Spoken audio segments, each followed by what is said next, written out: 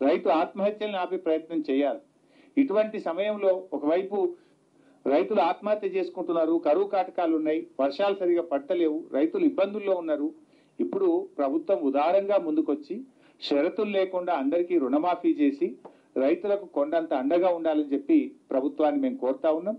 ఒకవేళ ప్రభుత్వం ఈ షరతులను విరమించుకోకపోతే, ప్రభుత్వం రైతులందరికీ రుణమాఫీ చేయకపోతే రైతుల పక్షాన బీఆర్ఎస్ పార్టీ పెద్ద ఎత్తున పోరాటానికి దిగుతుంది.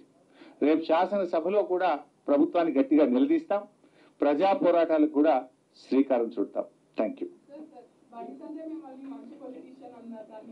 ఐ కెన్ కామెంట్ అమ్మా. నా బాధ ఏంటంటే అది హెడ్డింగ్ అవుతుంది, ఇది పోతుందేమో. ఇది పాపం సంఘంగా లేనటువంటి వాళ్ళు, నోరు లేనటువంటి వాళ్ళు, పేదలైన రైతుల గురించి మాట్లాడినమ్మా.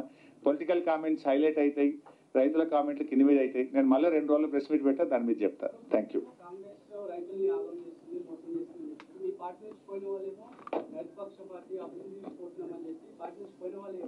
సరిగా వాళ్ళు అంతకంటే ఎక్కువ ఏం చెప్పగలుగుతారు అన్న.